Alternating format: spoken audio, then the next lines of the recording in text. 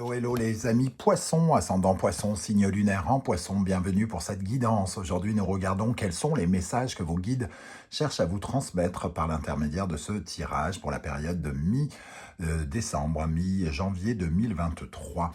Alors bien sûr, ça peut parler à certains poissons dès à présent et parler à d'autres poissons un peu plus tard. Donc n'hésitez pas à revenir sur ce tirage s'il ne vous parle pas dès maintenant. Je vous rappelle de toute façon que c'est un tirage général qui ne peut pas parler à tout le monde et pas parler à tout le monde de la même façon. Donc prenez bien les messages avec beaucoup de discernement, uniquement ceux qui vibrent avec ceux que vous vivez. N'hésitez pas à adapter mon vocabulaire à votre situation et surtout à ne prendre que ce qui vous intéresse. Je vous recommande comme d'habitude de regarder la vidéo de votre signe ascendant et de votre signe lunaire pour avoir des compléments d'information ou recevoir d'autres messages. Dans la barre d'infos juste en dessous, vous trouverez mon adresse email si vous désirez des renseignements pour les tirages personnalisés. Vous trouverez également différents liens qui vous mèneront vers les guidances que j'ai effectuées pour le signe du poisson. Par exemple, la guidance 2023 pour connaître les énergies des 6 premiers mois de l'année 2023. Également la bonne surprise qui vous attend en janvier 2023. La guidance générale de janvier 2023 et toutes les guidances de décembre qui sont encore à votre disposition. J'en profite pour vous souhaiter de très très belles fêtes de fin d'année. Merci de liker cette vidéo, de partager, de vous abonner pour m'encourager à continuer sur cette voie. Votre contact, vos contacts et votre soutien m'est essentiel pour continuer, hein, sachez-le, ça ne vous coûte rien de liker ou de vous abonner, mais pour moi c'est primordial. Voilà, on va pouvoir commencer avec les énergies principales de ce message de vos guides. Nous avons la roue de fortune ici et en dos de deck, nous avons le jugement inversé. La roue de fortune nous parle de changement vers des choses cachées, des révélations qui tardent à arriver. Il y a quelque chose ici qui crée du retard avec le jugement inversé. La roue de fortune, c'est plutôt les aléas de la vie, donc des choses qui pourraient entraîner des perturbations, j'ai envie de dire, ici, parce qu'il y a quelque chose qui n'est pas révélé, quelque chose qui n'est pas dit, qui ne permet pas d'être éclairé, entre guillemets. Donc quelque chose qui ralentit votre compréhension et qui ralentit peut-être aussi votre mouvement. La roue de fortune et le jugement peuvent nous parler des expériences passées qui devraient vous être utiles si vous les utilisez bien. Mais il semble qu'avec le jugement inversé, vous n'ayez peut-être pas totalement compris une leçon ou que vous ne l'appliquiez pas aujourd'hui. C'est ce que nous disent vos guides à travers ce tirage. Donc peut-être qu'il y a une certaine forme d'avertissement ici, de se méfier de quelque chose, parce qu'il y a quelque chose qui n'est pas su, qui n'est pas vu, et qui pourrait peut-être alourdir l'ambiance, vous fatiguer ou vous mettre en colère avec la force inversée. Donc, en tout cas, quelque chose qui crée une certaine forme de stérilité, qui vous empêche d'être créatif et d'inventer la vie de demain et de faire progresser quelque chose. Donc, il est important quand même d'être dans une certaine forme de vigilance ici. Alors, on va prendre un message, un ou plusieurs messages de l'instant magique oracle pour les poissons, pour la période donc du 15 décembre au 15 janvier. Quel est le message pour les poissons? Faites confiance aux ondes que vous attirez. Souvenez-vous que l'énergie ne ment pas. Votre énergie attire d'autres énergies et si vous êtes dans une certaine forme de laxisme par rapport aux ondes que vous envoyez, donc des ondes négatives par exemple, il est possible que vous attiriez des choses négatives vers vous et c'est peut-être ce jugement inversé ici qui est mis en question. Un autre message, il n'y a jamais de mauvaise façon de faire les choses. Alors peut-être qu'il faut changer votre façon de faire les choses justement parce que ici, vous rendre coupable de quelque chose ne serait pas la meilleure façon. Il n'y a pas de mauvaise façon de faire les choses pour résoudre les choses, il faut essayer, hein, c'est ça que ça nous dit, hein.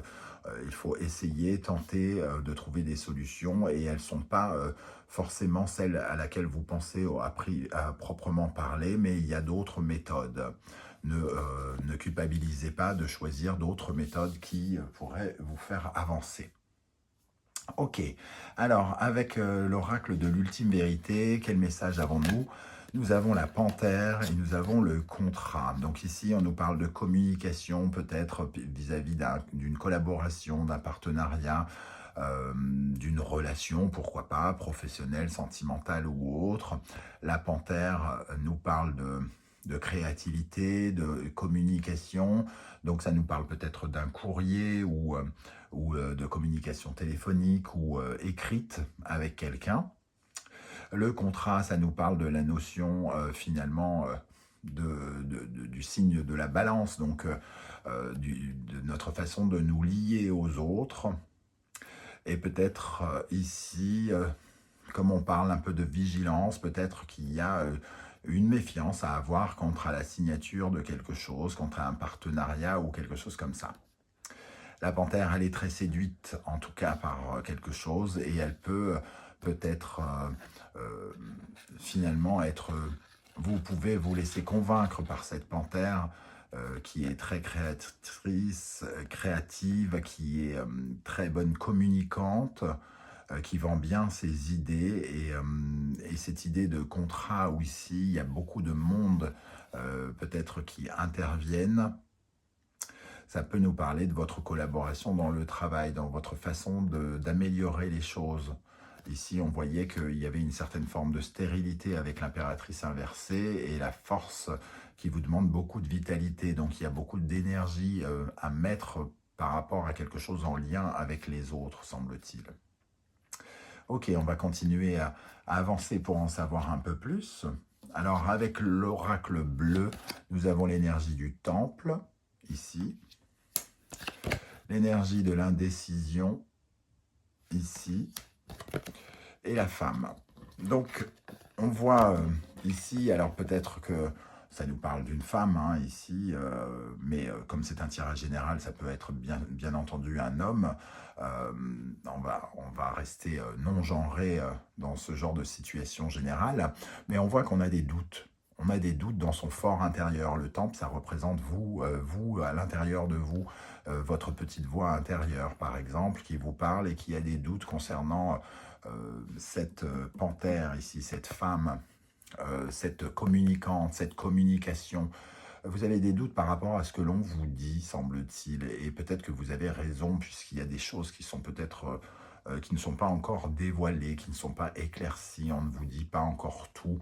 Vous n'avez, il y a des choses qui sont encore inexpliquées, j'ai envie de dire. Il y a de la séduction, encore une fois, avec cette femme. Hein. Cette femme, elle nous dit quand même qu'on essaye de vous plaire, qu'on essaye de vous séduire au travers de ces communications. On pourrait faire, entre guillemets, manquer de pondération avec le jugement. On voit un changement et tout à coup, c'est pas qu'on n'est pas raisonnable, c'est qu'on se laisse emporter peut-être un peu trop. On est un peu dans une ivresse, une surexcitation, on nous vend peut-être un peu de rêve sans nous dire la totalité des choses. Moi, je ressens quand même une énergie vraiment d'avertissement, comme si cette femme était... vous vendez de la saucisse en vous disant que c'était du boudin, quoi. Et que vous ne le savez pas encore et que vous n'aimez pas le boudin, peut-être. Non, vous n'aimez pas le boudin, donc ça vous arrange qu'elle vous vende de la saucisse, puisque vous êtes prêt à tomber dans le panneau, entre guillemets. Voilà comment je ressens ces énergies. Alors, on va continuer ici pour savoir quelles sont les énergies qui vous aident, quel est l'animal totem sur lequel vous devez prendre exemple. Nous avons la biche. La biche, alors les qualités de la biche, c'est d'une certaine manière, une certaine forme d'agilité, d'adaptation. Et la biche, elle est vigilante, justement. Elle vous apporte une certaine forme de vigilance. Donc, ça va un peu dans le sens du début du tirage. Je ne sais pas si ça va parler à beaucoup d'entre vous. La biche, elle surveille. elle surveille et elle est prête à changer de direction à tout moment pour éviter les problématiques. C'est sa légèreté, sa façon de rebondir, entre guillemets, vous permet justement de vous éloigner, de vous éloigner des obstacles, en tout cas de surmonter les obstacles. Vous le faites de façon intuitive, de façon limite nourricière, hein. C'est-à-dire qu'ici, il y a quelque chose de l'ordre de la mère nourricière.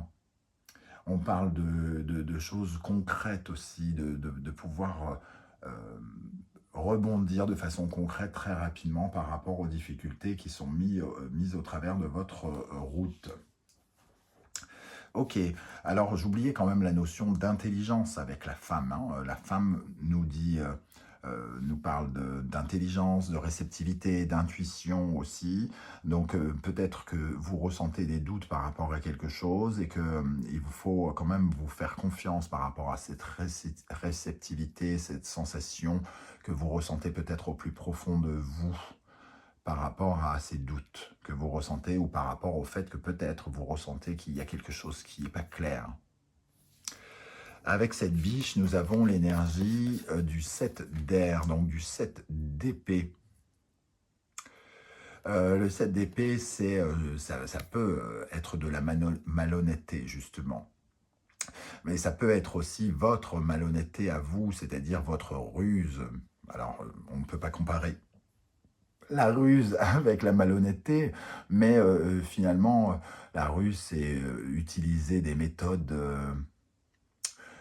différentes. Et tout à l'heure, on avait le message il n'y a pas de bonne façon de faire. Donc peut-être qu'il vous faut opter pour la ruse ici, pour avoir des éclaircissements, pour en savoir beaucoup plus et pour éviter certains obstacles qui se mettraient au travers de votre route avec la roue de fortune et le jugement.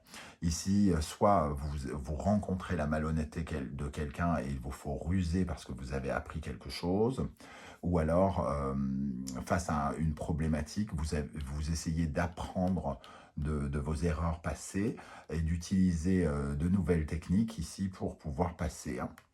C'est en tout cas ce qu'on vous conseille de faire, puisque c'est ce qui peut vous aider. Qu'est-ce qui, au contraire, peut vous ralentir? Qu'est-ce qu'il faut améliorer? Qu'est-ce qui est déséquilibré? Nous avons ici l'énergie du castor, le castor. Alors le castor, c'est le travail, c'est l'énergie du travail, c'est le concret, c'est le travail en équipe, le côté clan aussi, la protection de son clan. Ce qui ne vous aide pas, c'est peut-être de faire trop confiance en vos partenaires, en vos collaborateurs, et de travailler en groupe et de ne pas penser à vous en particulier ou en premier. Ce travailleur, il est consciencieux, tout ça, mais ce n'est pas forcément le cas de toutes les personnes qui vous entourent. Et finalement, avoir la tête dans le guidon, être extrêmement rigoureux ou tout ça pourrait vous jouer des tours ici. Être extrêmement travailleur pourrait vous jouer des tours aussi. Ça ne veut pas dire qu'il faut être feignant pour autant, mais il faut ruser, il ne faut pas avoir peur peut-être de passer devant quelqu'un. L'esprit d'équipe, c'est bien joli, mais de temps en temps, il faut se prioriser, hein. Et c'est exactement cette notion que je ressens comme message de vos guides ici. Savoir vous prioriser, c'est bien beau de faire les choses pour les faire bien, mais vous avez envie de faire quelque chose bien ici, de façon rigoureuse. Mais on vous dit, il n'y a pas de bonne façon de faire. Si vous sentez qu'il faut vous adapter et user de ruse, limite de malhonnêteté dans un cas, on vous encourage ici à le faire. Quelle énergie pourrait vous freiner également? Le 3 de feu ici. Le 3 de feu, on voit tous ces yeux ici qui sont censés, normalement, le 3 de feu, il est censé vous permettre de vous projeter dans l'avenir. Donc peut-être qu'ici, vous avez peut-être du mal justement à vous projeter parce que, comment dire, vous avez peut-être tendance à ne pas vous méfier, par exemple. Ou alors vous vous limitez. Vous vous limitez par sens de l'honneur, sens de la rigueur. Vous vous restreignez à ne pas faire des choses en sortant finalement de ce côté clan, de ne pas faire les choses contre les autres. Oui, c'est ça, c'est finalement... là, on voit des yeux dans la chevelure d'une jeune fille, alors qu'elle a les yeux fermés. C'est la façon d'observer aussi et d'observer toutes les possibilités.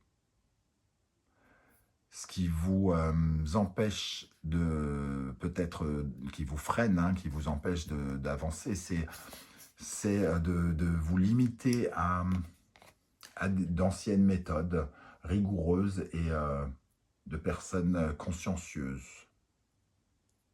C'est étrange un peu comme message. On vous invite à être un peu comme ça, à penser à vous en premier, à être vigilant, à défendre votre beefsteak et votre boudin. Pour ceux qui ont écouté le début, évidemment, sinon vous n'allez pas comprendre.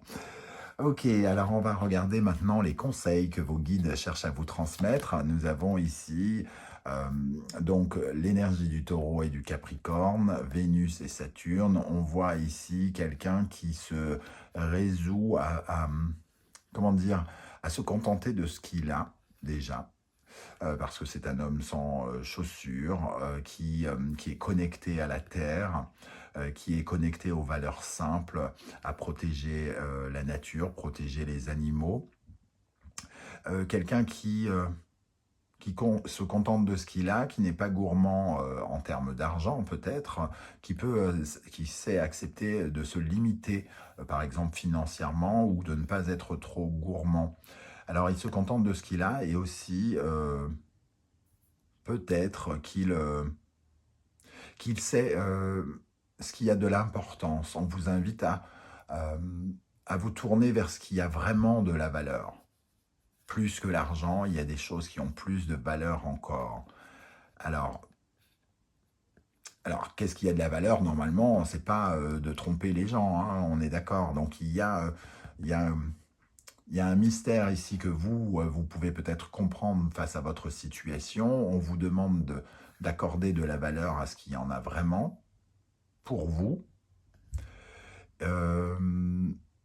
Mais c'est peut-être aussi vos propres valeurs qui vous bloquent ici.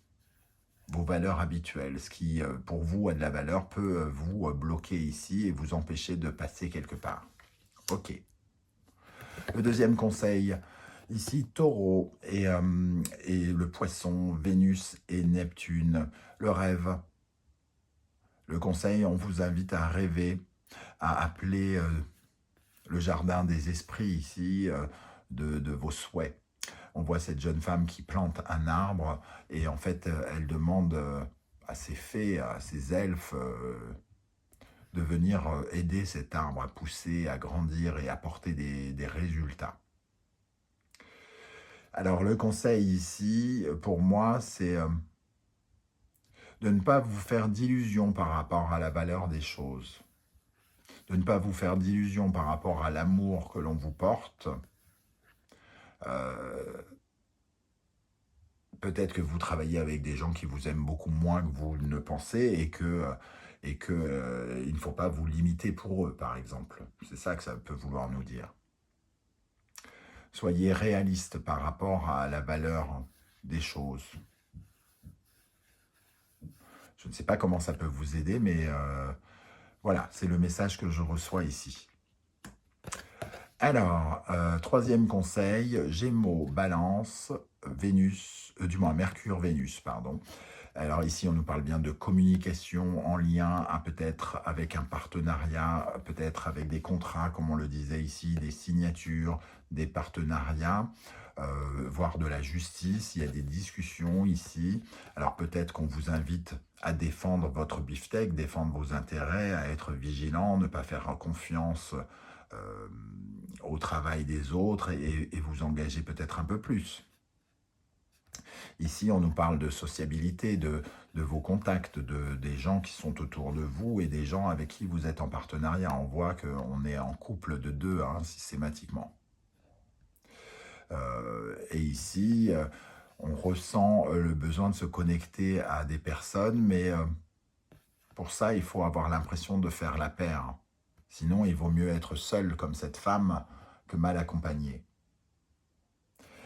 Il y a vraiment des discussions, des communications ici, peut-être aussi avec le Gémeaux, il peut y avoir des mensonges parce qu'on essaye de plaire à tout le monde, entre guillemets, avec le signe du Gémeaux.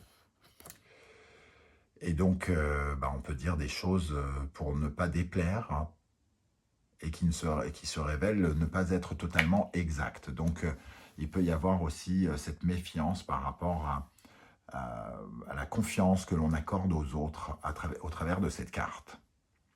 Ok, alors on va terminer avec l'oracle des portes de l'intuition. Pour vous, les poissons, quels sont les messages de vos guides pour la période de mi-décembre, mi-janvier? Le plongeon, courage et lancez-vous, une réalité pleine de promesses vous attend. En tout cas, on ne vous dit pas de reculer devant l'obstacle, il y a quand même quelque chose qui avance. Mais ici, on avance et il faut avoir conscience qu'on peut être amené à renaître, donc il ne faut pas reculer devant quelque chose. Il faut peut-être appréhender les obstacles de façon différente. Alors, celle-ci veut venir, je la prends aussi. Le masque. En montrant une fausse image de vous, vous vous éloignez de votre véritable être. Alors évidemment, ça peut vous parler de vous ou de quelqu'un d'autre. Hein, ici, la malhonnêteté, le masque, ici. Alors certes, ça vous éloigne, mais j'ai l'impression quand même que ça peut vous aider ici. L'entrave, rien ne vous empêche d'avoir ou de faire ce que vous voulez. Si vous ressentez un obstacle, rien ne vous empêche de faire ce que vous voulez. Même peut-être porter ce masque étrangement. Même vous jouez des circonstances, hein, quelque part. Vous amusez des circonstances et vous adaptez aux circonstances avec la biche pour pouvoir rebondir par rapport à soit la malhonnêteté des autres, soit le côté un peu trompeur. Ok, un dernier message. La disponibilité, rendez-vous disponible au changement, un virage s'amorce. On sent en tout cas qu'il y a une renaissance ici qui se prépare. Hein. Il y a quelque chose qui se prépare, mais on vous invite peut-être à considérer une erreur que vous avez déjà faite dans le passé, qui pourrait vous être utile aujourd'hui pour ne pas trop retarder cette renaissance. Voilà les amis poissons, comment je ressens ce tirage, je ne sais pas du tout comment ça va vous parler pour le coup, alors n'hésitez pas à commenter si ça vibre ou si ça ne vous parle pas, pour en savoir un peu plus. Ce sera un plaisir pour moi de vous lire et de vous répondre comme je le fais d'habitude. N'hésitez pas à liker, à partager, à vous abonner, ça ne coûte rien, ça ne vous coûte rien, mais moi ça m'est vraiment très... ça m'encourage énormément à continuer à faire grandir cette chaîne YouTube.